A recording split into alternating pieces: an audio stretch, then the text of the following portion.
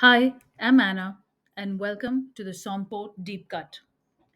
Today, we're traveling into a continent that is also a country, a wine world that behaves like several countries stitched together, where latitude means less than landscape, and where climate is a conversation between oceans, altitude, drought, ingenuity, and quiet resilience. Australia is vast, so vast that the only way to understand it is to let it unfold as a story of contrasts. If you look at the map, almost all of Australia's vineyards cling to the cooler southern edge of the continent, between 30 and 43 degrees south. Turn your back to the coast, walk even a short distance inland, and the heat roars up from the center, which is why almost every premium region in this country relies on one of three things: cooling oceans, high altitude, or both. In the Diploma text, this pattern repeats itself like a refrain. If a style is fresh, if acidity holds, if alcohol stays moderate, look either to the sky or to the sea. Let's begin in South Australia, the state that holds many of Australia's most iconic names: Barossa, Eden, Clare, McLaren Vale, Adelaide Hills, Coonawarra. It's here that the story of old wines, warm summers, and dramatic stylistic diversity plays out most clearly. The Barossa Valley is Australia's warm, generous heart. Dry summers, low disease pressure, and a deep tradition of old, dry farmed bush wines create Shiraz with density and weight. Black fruit, chocolate, spice, plush texture. The soils vary from red brown loams to sandier pockets where bush vines dig deep, producing some of the world's oldest surviving Shiraz and Grenache. When the exam asks why Australia produces such powerful fruit forward reds, Barossa is the land you describe: warm days, reliable ripening, modest rainfall, and a winemaking tradition built on richness. Climb the hills behind Barossa and you enter Eden Valley, where altitude lifts everything. The vineyards stretch up to around 500 to 600 meters, and suddenly Shiraz becomes peppery, floral, and more finely edged. Riesling takes center stage here, offering citrus purity, tout acidity, and ageability. Wines of lime, slate, blossom. Eden's cool, high slopes bring clarity and delicacy that feels worlds apart from Barossa, even though the two regions sit side by side. Travel northward through scrub and farmland, and you reach the Clare Valley, a region defined by elevation, sunshine, and its distinctive Riesling style. The nights are cold, the days warm, the diurnal range striking, and that is why Clare Riesling smells of lime and citrus oil while staying bone dry and tightly structured. The valley's elevation, often between 400 and 500 meters, moderate the heat enough to preserve acidity and aromatic intensity while still allowing full ripeness. Shiraz and Cabernet Sauvignon also thrive here with vivid fruit and firm structure. Swing south, and the coast re enters the conversation in McLaren Vale, a region famous for its Mediterranean warmth, maritime breezes, and deep sun baked soils. Here, Shiraz gains savoriness and breadth. Grenache, especially from old bush wines in Blewett Springs, produces perfumed lifted reds, and Cabernet takes on warmth and gentle tannins. The Vale is also a modern sustainability hub. Recycled water schemes, organic growth, and climate adaptation efforts are woven into everyday viticulture.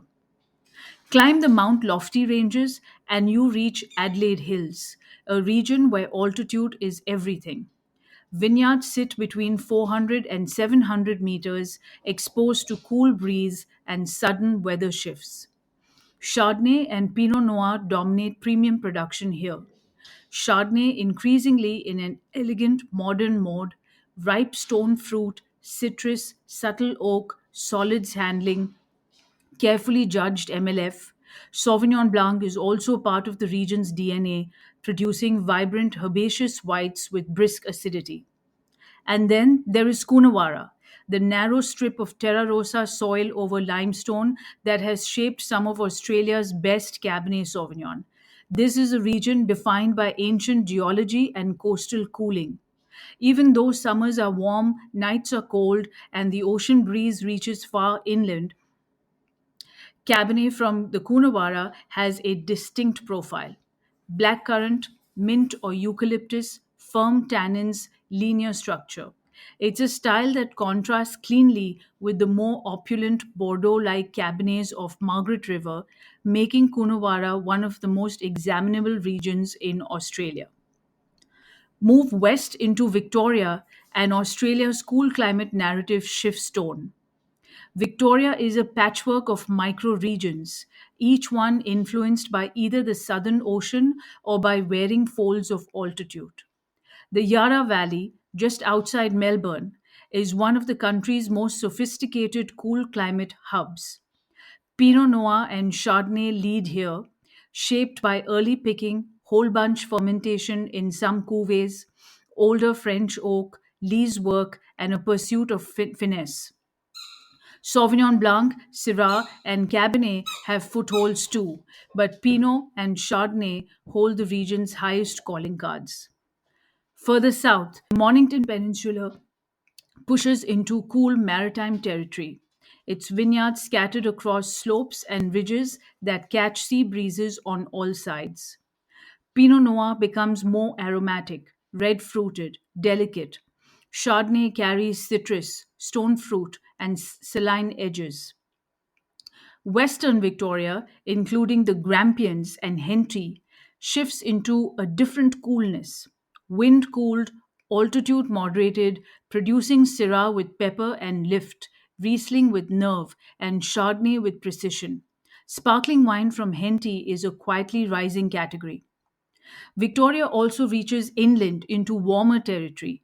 Heathcote, with its ancient Cambrian soils, produces deep structured Shiraz, and north of that, warmer irrigated plains like Murray Darling support high volume production that underpins much of Australia's affordable wine sector. Travel east and cross into New South Wales, where the Hunter Valley sits as one of the world's most idiosyncratic wine regions. The Hunter is warm, often humid, frequently rainy during vintage, and moderated more by cloud cover and oceanic weather patterns than by cool breezes.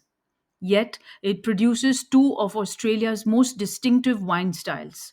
Hunter Semillon, picked early, fermented cool in stainless steel, bottled young, unoaked, ages into something almost magical. Lemon, lanolin, toast, silk.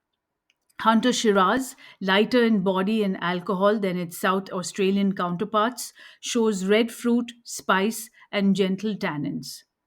At higher altitudes in New South Wales, regions like Orange, Tumbarumba, and Canberra district offer genuine cool climate conditions.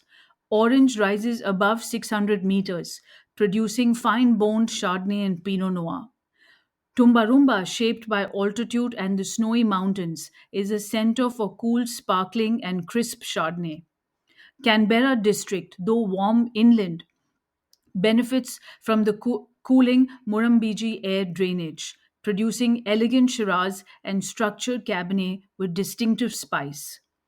Now, arc southwest across the continent towards one of Australia's most sophisticated and premium focused states, Western Australia. Here, the Indian Ocean shapes everything. In Margaret River, the climate is so maritime that locals joke it feels more like Bordeaux than Australia. Summers are warm but never scorching. Nights are cool. Rainfall is moderate. Humidity comes in off the ocean. Cabernet Sauvignon thrives here with cassis, leafy freshness, supple tannins, and elegant restraint. Chardonnay too has become world class. Stone fruit, citrus, struck match complexity, subtle oak, and beautifully integrated lees work. Sauvignon Blanc Semillon blends remain a signature, crisp, aromatic, structured. Further east, the vast Great Southern region contains some of Australia's best cool climate terroirs. Mount Barker, Franklin River, Porongorup, Denmark, Albany. Riesling here is crystalline, high acid, lime led. Shiraz is spicy, fine, and elegant. Chardonnay, Pinot Noir, and Cabernet also succeed, shaped by inland altitude and the cooling influence of the Southern Ocean. And finally, tucked at the southern edge of the map lies Tasmania, the coldest and one of the most exciting regions for premium sparkling and cool climate still wines. The island is shaped by the Bass Strait winds and the Southern Ocean, offering long growing seasons, high ultraviolet, low disease pressure, and naturally high acidity. Chardonnay and Pinot Noir are the island's pillars, with sparkling wine production driving much of the premium identity. The still wines show precision, purity, citrus depth, and red fruited charm. Across all of Australia, the same technical threads run beneath every regional story. Irrigation in arid interiors, drought stress in hot years, salinity rising in some irrigated zones, canopy management tailored to intense sunlight, old wines carefully preserved in Barossa, McLaren Vale, and Clare, phylloxera management in Victoria, and a steady national trend towards fresher, lighter touch winemaking. Shiraz has broken away from its old caricature, now ranging from Barossa opulence to Grampian's pepper to Adelaide Hill's elegance. Chardonnay has evolved from buttery to balanced. Semillon remains a twin story of hunter austerity and Barossa richness. Riesling spans from citrus purity in Clare to floral coolness in Great Southern. The business scaffolding is equally important in exam answers. Australia's geographical indication system, zone, region, sub-region, is purely geographical, not hierarchical. The Label Integrity Program enforces the 85% rule for variety, vintage, and GI, ensuring accuracy across exports. Wine Australia oversees marketing, research, and export regulations. Sustainability is embedded through Sustainable Wine Growing Australia, with regions like McLaren Vale pioneering recycled water schemes. Export markets have shifted dramatically since tariffs closed China.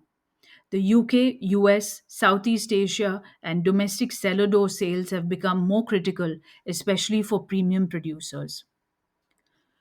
Australia's wine identity today is not just about power, it's about precision. Not just about history, but adaptation. A continent leaning into both its extremes and its subtle edges, from desert riverlands to ocean cooled capes, from 150-year-old wines to high altitude Chardonnay, from Barossa warmth to Tasmanian chill. As always, you'll find the companion article linked to this episode. Thank you for listening, and I'll see you in the next deep cut.